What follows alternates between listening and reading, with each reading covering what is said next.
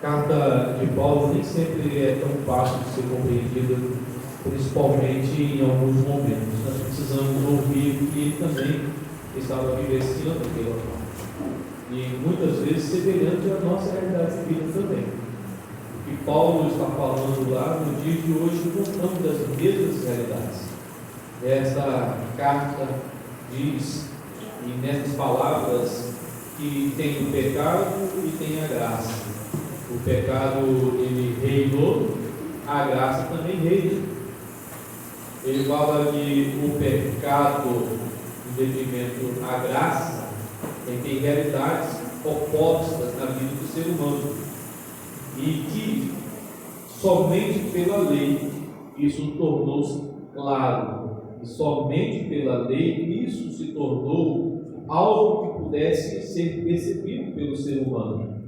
E hoje, mais ainda, quando o Senhor colocou dentro de nós um coração novo e também o Espírito dele. Além disso, vivificou o Espírito que estava morto na nossa vida espiritual. E temos um relacionamento com ele. E fazemos uma pequena pergunta neste momento. E esta pergunta certamente deve acompanhar todos nós. Existe esperança para alguém que estragou tudo? Existe esperança para aquele que, em dado momento, fez tudo errado? Essa é uma pergunta que ela está no nosso dia a dia. E a palavra do Senhor traz resposta aos nossos corações. Existe, nos dias de hoje, casamentos destruídos. Existe, nos dias de hoje, relacionamentos entre pais e filhos, ou seja, os pais quebrados, machucados, feridos. Existe nos dias de hoje a falta de confiança, porque um amigo quebrou a confiança, ou alguém especial quebrou a confiança. E quando tudo está estragado, quando tudo está destruído, demolido, a pergunta é: existe esperança para que reconstrua a trajetória, a vida, os relacionamentos? A nossa resposta é sim, como de vocês, nos confirmando com os olhares e os semblantes. Há pessoas que vivem acreditando que Deus apenas tolera pecadores, enquanto eles melhoram a sua vida. E isso é muito comum no Brasil. Que Deus tolera pecadores quando eles começam a melhorar a sua vida. Porque enquanto eles não melhorarem a sua vida, o Senhor não tem nenhum compromisso, não tolera-os. E Deus os rejeita enquanto eles não melhoram a sua postura diante do Senhor. Paulo apresenta exatamente o contrário disso. Paulo apresenta aqui completamente o contrário dessa expectativa, que no Brasil é muito bom.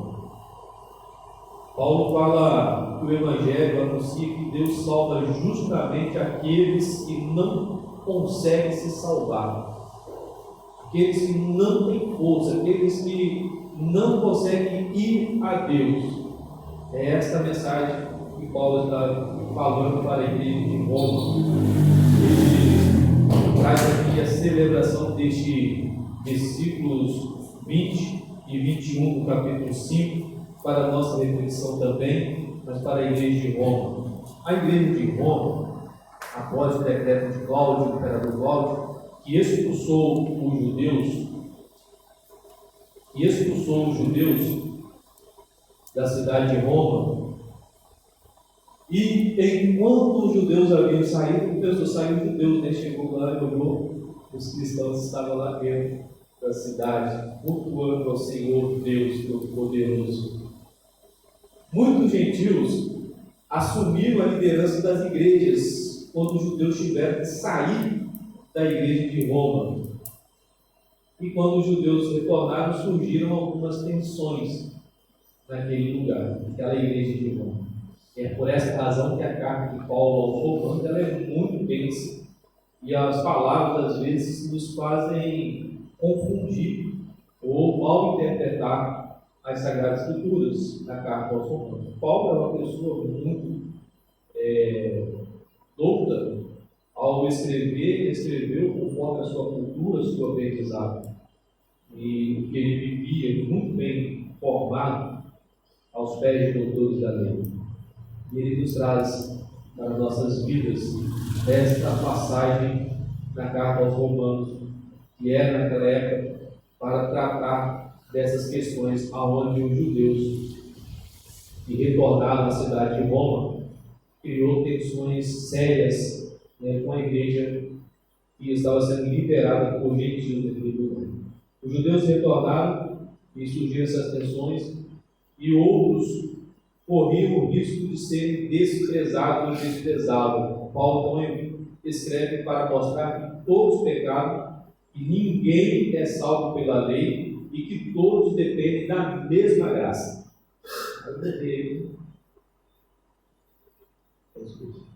Certinho. E todos dependem da mesma graça. Romanos é uma das cartas mais profundas das Sagradas Escrituras. E quando alguém me pergunta, pastor, por qual livro eu devo começar a ler a Bíblia?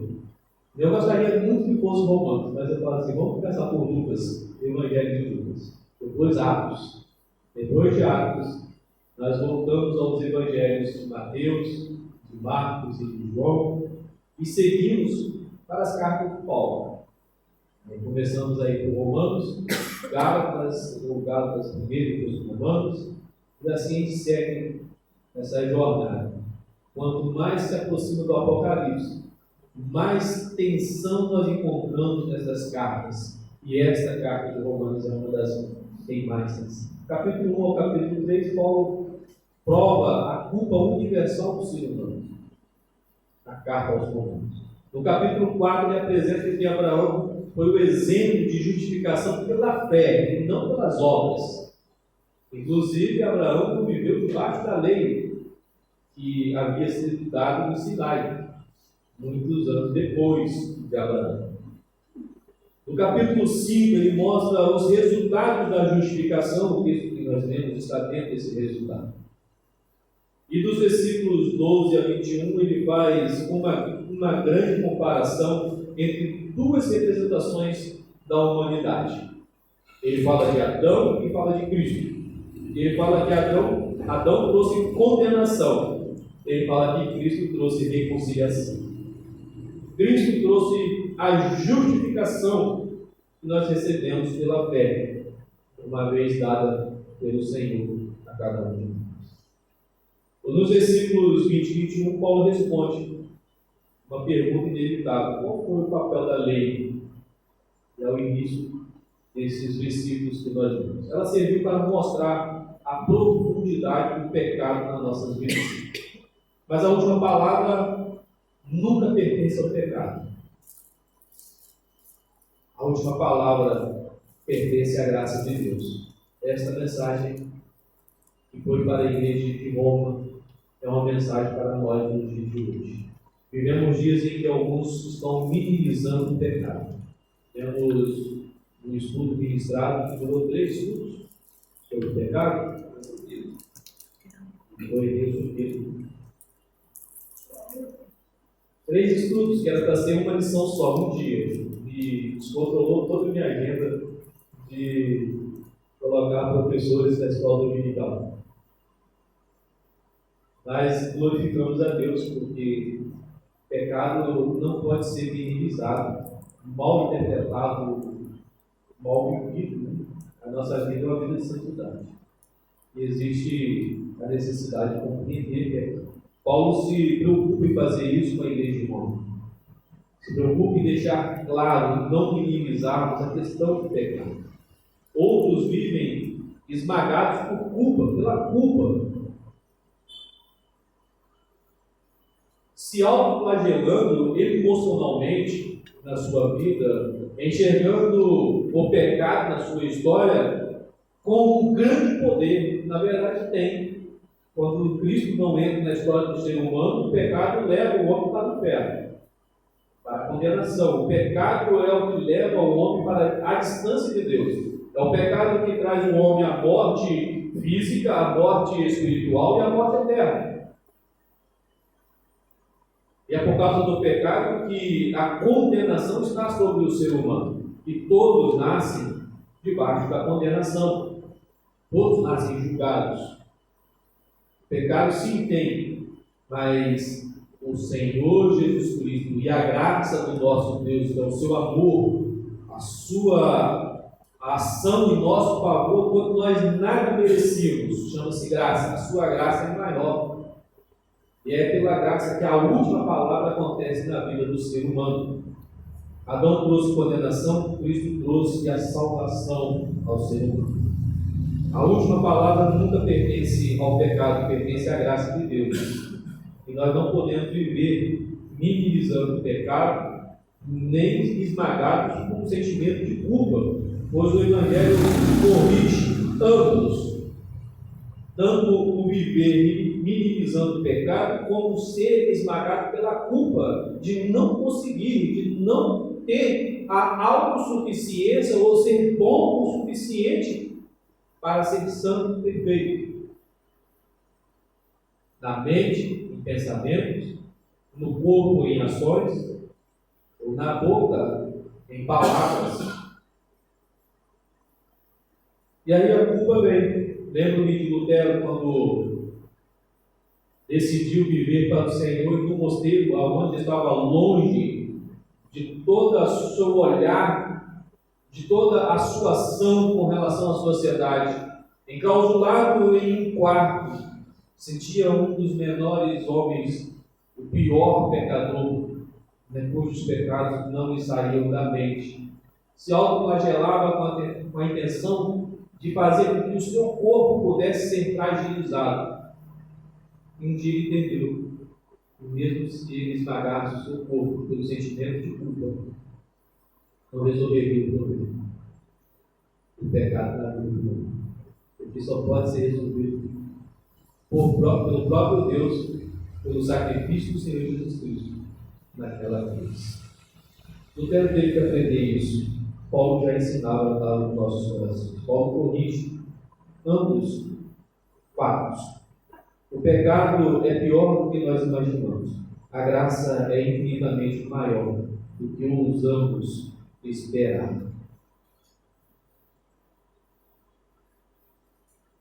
Nós vamos falar nesta noite sobre o pecado, onde abundou o pecado, superabundou a graça. Na verdade, eu quero falar sobre a graça, mas o pecado e a graça. É o triunfo da graça que reina em Cristo Jesus. A lei revela o pecado. E a graça é maior do que o pecado. E a graça reina por meio do Senhor Jesus Cristo. Então, o que nós iremos falar, essa é a mensagem de hoje, iniciando no capítulo 20, a parte A, nós temos este versículo, essa frase de Paulo, onde ele escreve assim: sobreveio a lei para que abundasse a ofensa. Nós temos esta palavra, Paulo, abundar, que significa entrou ao lado ou veio posteriormente. Entrou ao lado, literalmente assim significa, entrou ao lado ou veio posteriormente. Esse é o significado dessa expressão, abundar-se. Paulo não está dizendo que a lei produziu pecado. Esta é a verdade. A lei não produz pecado. A lei veio para mostrar que o pecado existe, está fazendo um estrago na história humana. A lei veio para poder mostrar a profundidade, como funciona isso. Ela revelou aquilo que já existia. A lei funciona como um espelho, onde você olha pelo espelho e você vê uma imagem, e a sua imagem através do reflexo do espelho. E se aquele espelho estiver embaçado, você vai ver a sua imagem embaçada. Se você tiver um espelho antigo na sua casa, na casa tem um espelho antigo. E ele muda um pouco a sua aparência. Quando eu coloquei um na parede e o outro sobre o lavatório. Quando eu olho para um, eu me vejo em Deus. Eu olho para o outro, eu me vejo lindo, maravilhoso. É a minha esposa que gosta. Mas o outro, eu me vejo desfigurado. E é como um espelho nas nossas vidas. O pecado nos mostra ali onde é que tem algumas imperfeições. Se ele tiver embaçado, vai mostrar algumas imperfeições. A pessoa e as imperfeições. E aí, quando ele mostra a pessoa e as imperfeições que o pecado mancha no espelho, mostra uma imagem desfigurada, embaçada, faltando algumas partes. É assim, mais ou menos, que podemos explicar. O espelho não cria sujeira, apenas revela uma sujeira. Não cria uma sujeira, apenas revela. Como nos ensina o nosso catecismo maior de Westminster, a lei revela o pecado e conduz o pecador à necessidade de Cristo. Quanto nós necessitamos de Cristo? Quando olhamos pela lei, a lei ensina a olhar para Deus e para o próximo, e olhamos que nós não conseguimos fazer conforme determina, nós podemos ter um sentimento de culpa, sentir as emoções fragilizadas e pensar que não conseguimos. E a lei exatamente mostra isso. A lei veio para dar um parâmetro do homem voltar à justiça perfeita, a justiça que na criação, lá no Éden, o homem foi criado por Deus. Uma justiça perfeita. Mas nenhum homem conseguiu cumprir. Só Jesus Cristo. E a justiça que é adquirida pela lei, foi adquirida somente por Jesus, foi nos dada de graça, gratuitamente, no sangue de Jesus Cristo. E essa justiça que nos faz ser visto por Deus como justo. Paulo já havia dito, que porque a lei vem em pleno conhecimento, porque pela lei vem o pleno conhecimento do pecado. Ele também diz: eu não teria conhecido o pecado se não por intermédio da lei. Porque o que a lei exige para ser justo mostra que nós somos injustos, imperfeitos, incapazes, pequenos, condenáveis, passivos de viver debaixo de uma condenação. Cristo veio, e Paulo fala que a lei nos apresentou nossa rebeldia, que somos pecadores diante de Deus Santo. A lei nunca foi o caminho da salvação nossa, mas Jesus Cristo foi o caminho para a nossa salvação. Ela preparou este caminho para Jesus, e como Jesus cumpriu perfeitamente a lei, hoje nós somos nova criatura. A lei nos conduziu ao Senhor Jesus Cristo. É como se estivesse pegando pela mão e falando assim: você precisa de Jesus Cristo. Você precisa de algo que você não consegue fazer. Quando nós estudamos o Antigo Testamento, Paulo fez isso muito bem. E ele escreveu como resultado da compreensão do Antigo Testamento, o que nós lemos nesta carta aos Romanos. O homem é um pecador diante de Deus. Só pode ser limpo por obra do próprio Senhor Deus em nos salvar.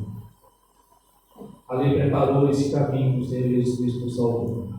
Paulo escreve aos Gálatas, capítulo 3, verso 24. De maneira que a lei nos serviu de aio para nos conduzir a Cristo, a fim de que fôssemos justificados por fé, pela fé. E aí Lutero despertou. Não era por obras, não era por machucar, se autoflagelar, não era por fazer algo e se tornar capaz ou merecedor, mas a justificação ela vem de graça por meio de Jesus Cristo. E a lei nos leva ao Senhor Jesus Cristo. Meus queridos irmãos, nas nossas vidas, nós precisamos colocar esses valores, essas verdades nas nossas vidas. Nos nossos relacionamentos, a palavra de Deus revela a nossa postura egoísta, a nossa postura intolerante, a nossa postura de orgulho, a nossa postura de amarguras quando os relacionamentos sofrem ali seus conflitos e não são consertados, gera amarguras. E a palavra de Deus ela revela nas nossas vidas familiares aquilo que um filho, um cônjuge, uma pessoa, um irmão está fazendo. É aquilo que nós, como salvos, como aqueles que foram alcançados pela graça maravilhosa do Senhor Deus, temos vivido nas nossas vidas. Ela não só mostrou a igreja de Roma que precisava melhorar a sua vida, porque o homem, o ser humano, é um pecador, e a lei mostrou que ele vive debaixo do pecado, quando conduzido pela própria natureza, depravada, caída por causa do pecado. Nós, seres humanos, também nos dias de hoje, entendemos que, ao lermos e compreendermos a palavra de Deus, reconhecemos que existe algo a melhorar nas nossas vidas. Na nossa vida familiar, a palavra de Deus revela a nossa incapacidade de amar como deveríamos amar as pessoas. A nossa incapacidade de oferecer a nossa força, a nossa ação, a nossa preocupação, a nossa compaixão, o nosso sentimento às pessoas. Olhamos e achamos maravilhoso como as crianças vivem no reflexo de inocência e de simplicidade. Mas nós, nas nossas vidas familiares, quando algo machuca, afastamos naturalmente. Quem faz isso é a natureza humana que foi depravada por causa do pecado. E nós fazemos isso. Por isso existe nos dias atuais alguns relacionamentos entre pais e filhos quebrados. Alguns relacionamentos entre irmãos que não se falam mais. E carregam por anos uma jornada sem estarem se preocupando com o outro, por causa de um conflito, um pequeno conflito. É necessário a gente entender que a palavra de Deus mostra que devemos amar as pessoas, perdoá-las. Mais uma vez, desafio vocês a estudar sobre o perdão e sobre a amor. Amar e perdoar não requer que a outra pessoa mude ou que deixe de fazer o que fez. Amar e perdoar não leva em consideração quem é a outra pessoa. Amar e perdoar é um ato que sai, e só podemos fazer isso porque somos salvos, porque a graça nos alcançou. Na nossa vida pessoal, a Bíblia nos demonstra que qualquer sentimento de justiça própria é falha. A Bíblia diz que eu também sou exemplo. Quando eu falo sobre essas realidades e a necessidade de viver em mansidão e amor e a justiça de Deus, até eu sou exemplo para isso. Exemplo de melhorar. Não é exemplo que vocês falam, o pastor é perfeito. Não, o pastor não é perfeito. Eu já tive sentimentos também de justiça própria, da ira. Graças a Deus, pela graça de Deus, não fui nas ações. Mas, realmente, quando fui ferido, quando fui machucado. Pela graça de Deus, eu não sou uma pessoa de falar, demoro muito a me expressar. E ela só vem na mente e foi embora. Meus queridos irmãos, na vida pessoal, a palavra de Deus mostra que nós não podemos sair por aí fazendo justiça com as próprias mãos, porque a nossa justiça é falha. Não existe graça tão preciosa para quem ainda não acredita que ela é suficiente no mundo. Não existe graça tão preciosa para aqueles que ainda não acreditam que ela é suficiente neste mundo. Mas para nós que estamos aqui acreditamos que ela é suficiente neste mundo. Em segundo lugar, ainda no versículo 20, a parte B, Paulo escreve assim: mas onde abundou o pecado, superabundou a graça. A graça de Deus é maior do que o nosso pecado. É o que Paulo está falando aqui, nessa parte desse texto. A graça de Deus é maior. Primeiro, a lei revelou a profundidade do pecado, e a graça de Deus é muito maior do que o nosso pecado.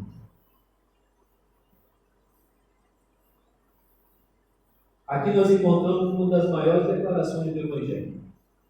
Essa palavra que Paulo utilizou é extraordinária no sentido de que é um verbo composto.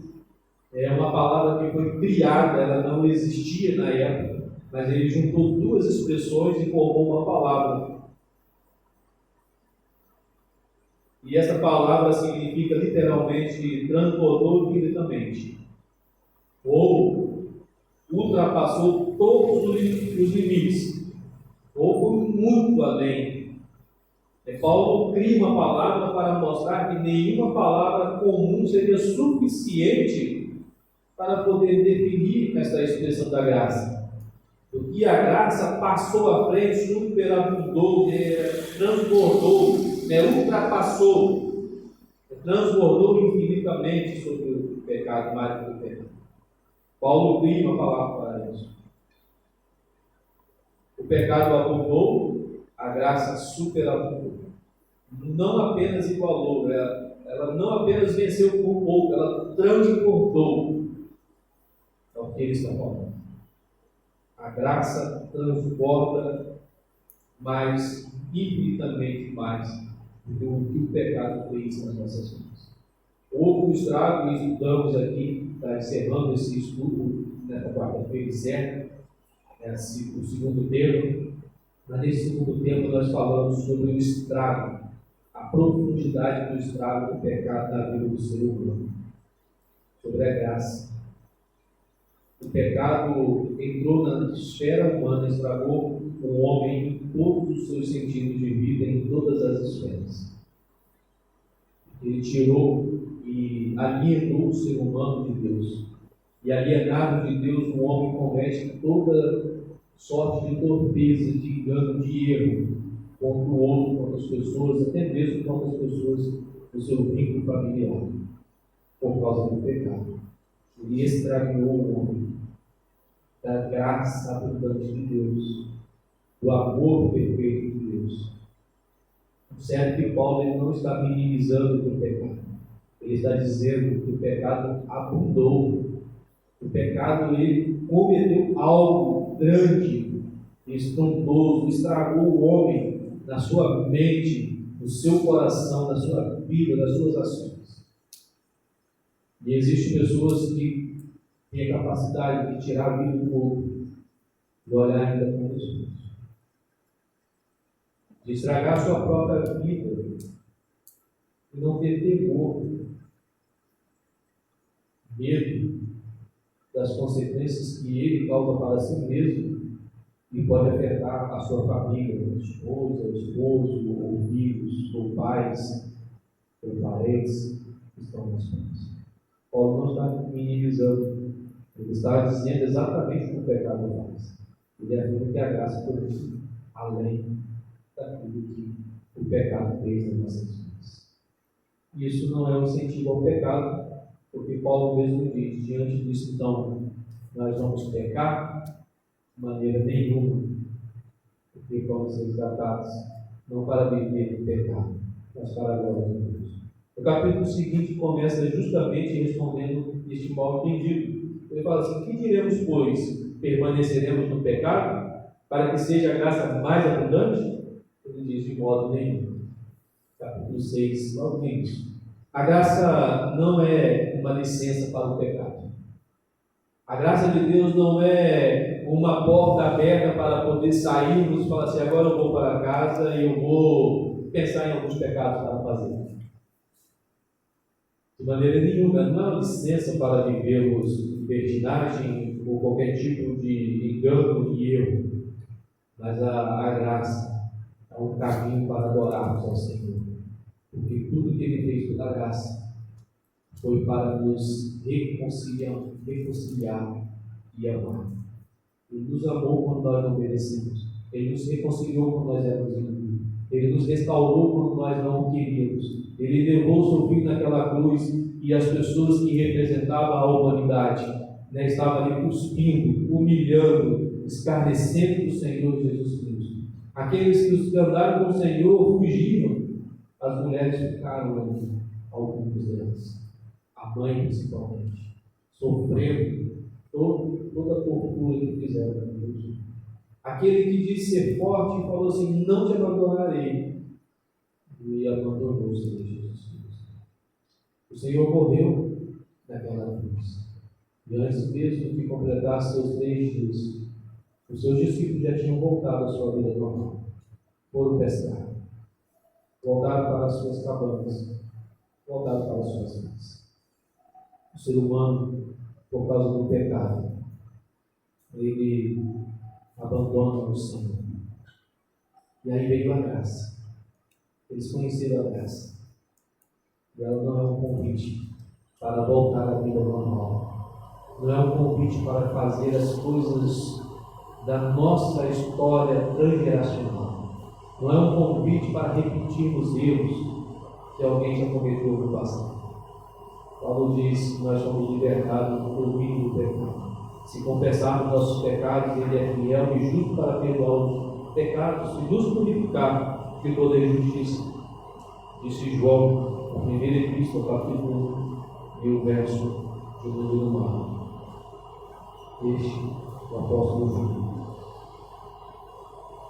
Isaías escreveu no capítulo 1, verso 18, as seguintes palavras: ainda que os vossos pecados sejam como a escarlata, eles se tornarão brancos como a neve.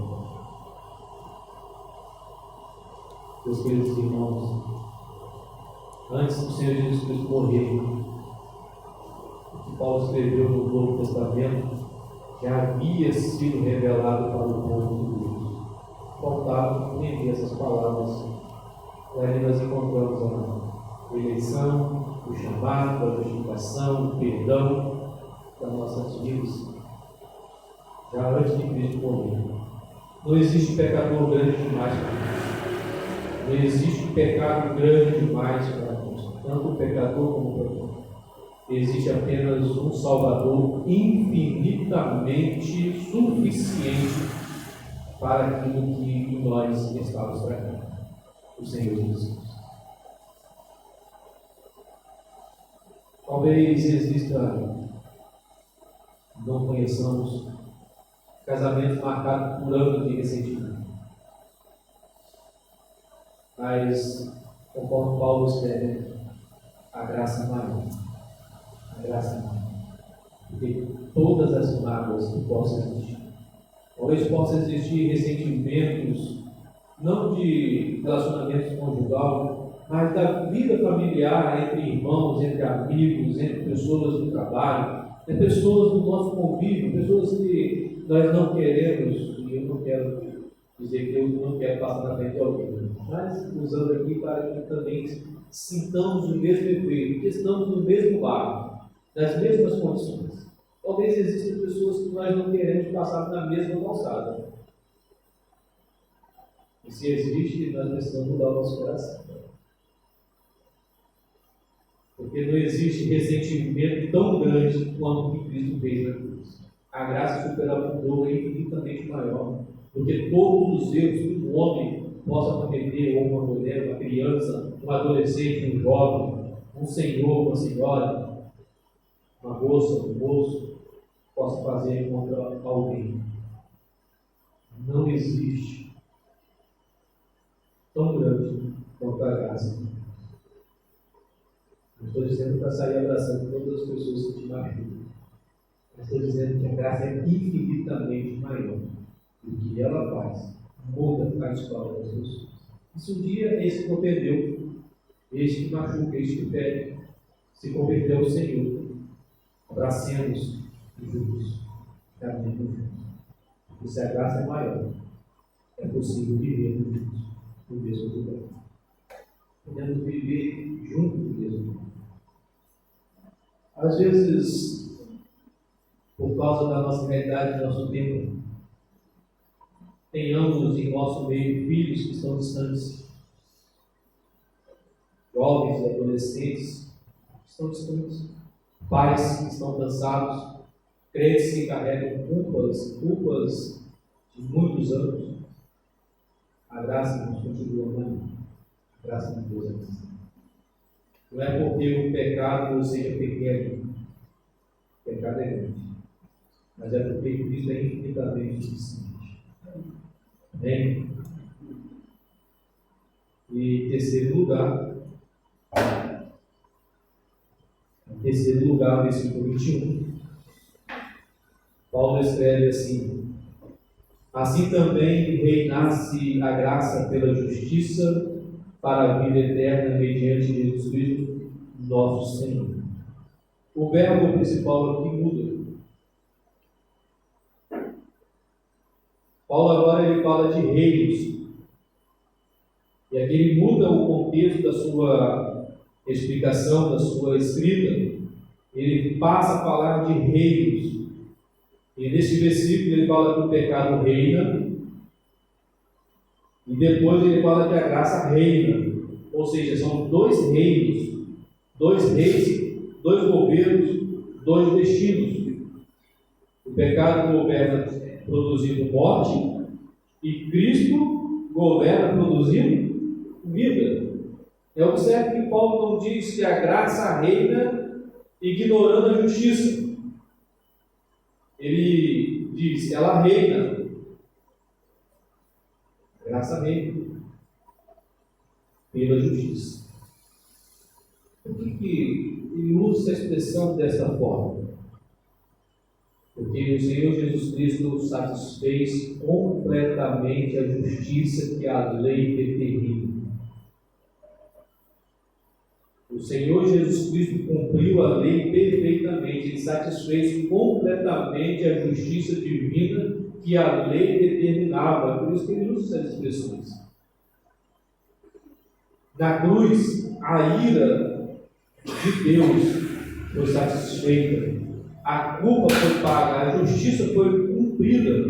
O Senhor Jesus Cristo cumpriu. Por isso, Deus permanece justo e o justificador. Paulo usa essas palavras. Ele é o justo e o justificador. No capítulo 3, verso 24 e 25, sendo justificados gratuitamente por sua graça mediante a redenção que há em Cristo Jesus, a quem Deus propôs o seu sangue como propiciação mediante a fé. Verso 1, capítulo 8, ele fala assim: agora, pois, nenhuma condenação há para os que estão em Cristo Jesus. Esse texto nos apresenta sobre a justificação, a união com Cristo, a santificação que ela é progressiva nas nossas vidas, a perseverança dos santos, a glorificação futura. A graça começa a obra do Senhor Jesus Cristo realizou naquela cruz em nosso nome. A graça sustenta, ele começa a obra, a graça sustenta, a graça completa. É pela graça que nós começamos a nossa vida com Deus e alcançaremos o dia de encontrarmos com Jesus no corpo glorificado. Nossos relacionamentos não é o orgulho que deve governar, principalmente na nossa vida conjugal. Não é o orgulho. E pelo orgulho a gente não ouve o nosso cônjuge, a gente não ouve nossos filhos. Porque uma vez o Calvão chegou em casa e falou assim: pai, nós tivemos uma aula de biologia, tem uma professora que tem isso, tem um outro, colocou uma mesa grande, vários mostruários, isso, aquilo outro, tinha um ovo de tubarão. ainda estudar sobre esse tema. Você criou o tubarão, só que o professor errou, está tudo errado. Eu disse, não, pai, eu sou um pai, o orgulho de pai, senão eu estou errado, eu sei que é errado. O tubarão não tem ovo, não nasce tubarão no ovo. O tubarão renasce tubarão, tubarãozinho. E aí ele pegou um papel para desenhar, com esse aqui, pai, que eu vi. A professora mostrou lá no pote.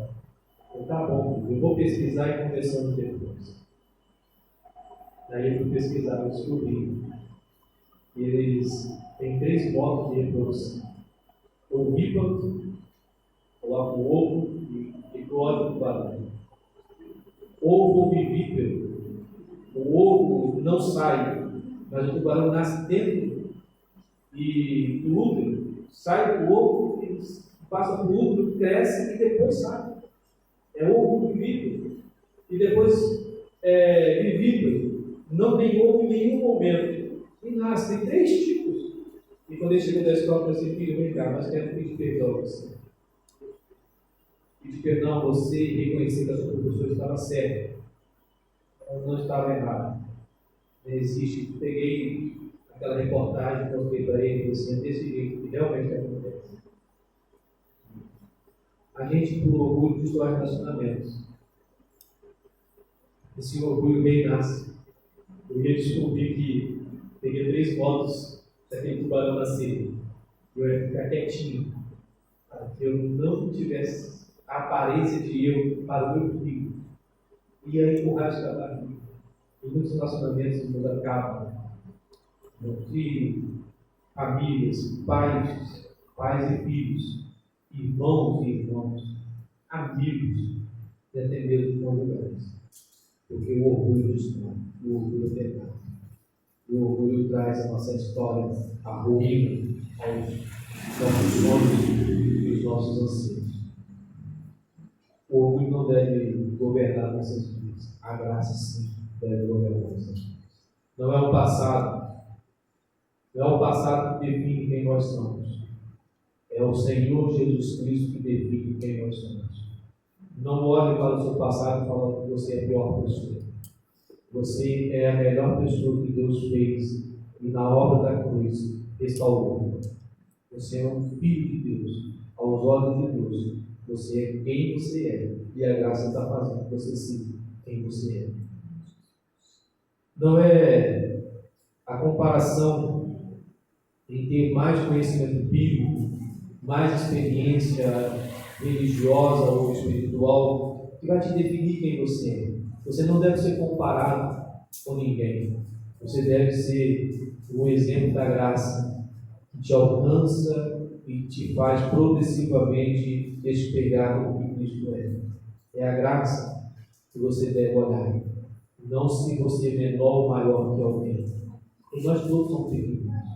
Eu lembro a primeira vez que eu peguei o microfone. É onde quase não consigo ficar em pé. O meu início quase batia no outro mesmo assim. É porque eu posicionei as pernas para não cair. O dia que eu preguei a primeira vez, todos nós somos pequeninos. Eu preguei antes de concluir, antes de fazer esse seminário. Isso não se olhe, não se compare.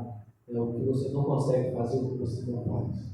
Olhe para a graça de Deus, que é suficiente e grande, imensa, transbordante, superador nas nossas vidas. E do jeitinho que você é especial para Deus e para as pessoas que Deus colocou do seu lado, na sua vida. O cristão trabalha não para conquistar amor de Deus nem das pessoas, trabalha porque ele foi amado por Deus infinitamente na morte de Cristo. E você é amado de Deus. Você experimentou em Cristo Jesus o grande amor de Deus. Eu quero encerrar dizendo que o texto que nós lemos traz 3 grandes verdades. A lei revelou o nosso pecado. A graça superabundou sobre o nosso pecado. E agora essa graça está reinando em Cristo Jesus em nossas vidas. Perceba que Paulo não termina falando que o homem é outro homem. Ele termina esse texto falando do Senhor Jesus Cristo. Falando do Senhor Jesus Cristo. E toda a esperança da igreja deve repousar nele. Toda a nossa esperança. A transformação de um marido, de um filho, de um cônjuge, de uma pessoa, ela não repousa na nossa vontade ou na nossa força da nossa vontade, mas sim na força da graça, o tamanho da graça alcançado naquela cruz. A transformação de uma esposa, de um esposo, de um filho, não nasce de uma disciplina pessoal ou de uma boa educação, mas nasce aonde a graça começa a reinar nas nossas vidas. Leva nossas crianças. Eu fiquei muito feliz de ver nossas crianças, juntamente com mais crianças, como resultado do projeto aqui na praça, fazendo as aulinhas, evangelizando na igreja. Fiquei muito feliz em ver isso. Uma vez eu fui para Manaus, a convite de um amigo que estudou comigo e se tornou o líder de uma missão. E ele levou a esposa e 2 filhos para Manaus. Lá em Parintins, uma ilha, um local isolado, difícil, até mesmo se embora, com ajudas de algumas doações enviadas para ele. Ele tinha um sonho de ver os seus filhos evangelizando. E quando era hora de pregar os folhetos, ele pegava, abraçava o filho, pegava e falava assim: vamos dali, quero pessoa. Vamos entregar ali. O que ele estava ensinando era o menino ter compromisso em fazer com que a palavra de Deus fosse propagada por meio da evangelização. Como homens e mulheres de Deus, nós precisamos fazer com que as crianças se aproximem dessa realidade de vida espiritual e viva para a glória de Deus. A transformação ela vai acontecer pela graça de Deus, não é pelo nosso empenho, pelo nosso potencial, pela nossa força, pela nossa vontade, mas sim pela graça de Deus, pela ação do Espírito Santo em nossas vidas. Tudo começa quando ela reina nas nossas vidas. Exatamente o que Paulo falou, que é a nossa temática. Somos pela graça de Deus, ou pela graça de Deus, somos transformados, e é a graça que vai transformar as nossas vidas. A nossa família, o nosso casamento, a nossa igreja, a nossa cidade. Quando deixamos o pecado de lado, o reinado do pecado, passamos a viver o reinado da graça. Muda as nossas vidas, a nossa história. No Evangelho de Lucas, nós encontramos 2 relatos muito belos, e um deles é o ladrão da cruz. Tem 2 ladrões, mas um ladrão, justamente um deles fez um clamor. Ele disse assim: lembra-te de mim quando vieres em teu reino. Essa resposta, ou essa pergunta, tem uma resposta, e é um dos fatos maravilhosos. Jesus Cristo fala assim: em verdade te digo que hoje estarás comigo no paraíso. Linda essa mensagem, lindo essa experiência. Aquele homem que não teve tempo de sair daquela cruz e viver uma vida em igreja, uma vida, um batismo. Ele não teve a oportunidade de recomeçar aonde ele errou, pedir perdão. A sua família, que por causa dos seus erros acabou sofrendo as consequências da sua história. E não há nem registro de sua família.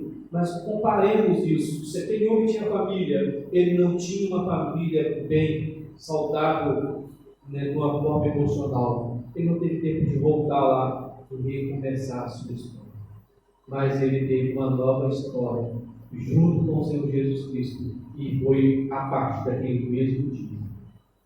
Aquele homem não tinha tempo para reparar os seus erros da sua vida, realizar boas obras, construir uma reputação de santidade. A sua história terminava com o fracasso das suas ações, pendurado em uma cruz e morto. Mas naquele último instante, ele falou para Jesus Cristo: lembra-te de mim quando vieres em teu reino. Aonde o pecado daquele homem abundou durante toda a sua vida, a graça de Cristo superabundou em um único dia da sua vida. Tudo que ele fez de errado no passado e foi abundante, teve a graça de maneira superabundante. Ele não merecia, mas o Senhor Jesus Cristo falou assim: hoje mesmo estarás comigo no paraíso. A justiça de Cristo lhe foi concedida e a morte que parecia ser sua derrota definitiva tornou-se a vitória em uma vida eterna. Em uma vida eterna. Assim também acontece conosco, irmãos. Não é o tamanho do nosso pecado que determina o nosso destino, mas a suficiência da obra de Cristo. Quando a graça reina em nosso coração, ela transforma nossas relações, nossa relação com Deus. E começa a transformar também os nossos relacionamentos dentro da nossa própria casa.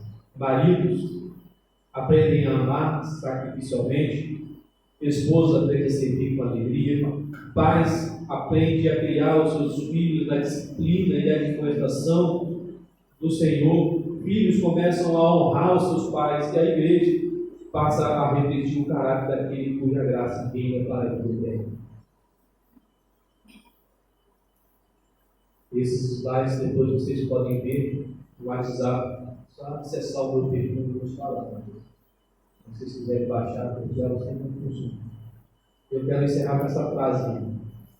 Que esta seja a certeza de hoje, da igreja hoje. O pecado nunca terá a palavra final sobre aqueles que pertencem a Cristo. O pecado nunca terá a palavra final sobre aqueles que pertencem a Cristo. A última palavra é da graça soberana de Deus, que reina pela justiça mediante Jesus Cristo, nosso Salvador. Eu quero orar com vocês. Feche seus olhos neste momento. Pai, nós te agradecemos pelo seu amor imensurável em nosso Pai, pela graça que supera tudo em nossas vidas. Tudo estava estragado, tudo foi prejudicado quando Adão decidiu desobedecer ao Senhor.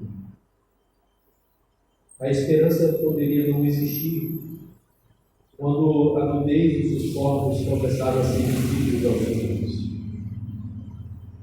O medo de ouvir e falar com o Senhor poderia ter tirado a esperança de um dia viver com outro homem. E o Senhor se aproximou, o homem caiu, e desde então esteve ao nosso lado. Suas ações não foram o castigo, porque o castigo já estava decretado quando o homem ainda não havia pecado. Mas pelo pecado nos tornamos passivos da morte física, da morte espiritual e da morte eterna. Nós queremos, ó Deus, reconhecer que nós não somos nada, nada sem o Senhor. E ainda que haja qualquer conduta de bondade e simplicidade, sem fé é impossível te agradar.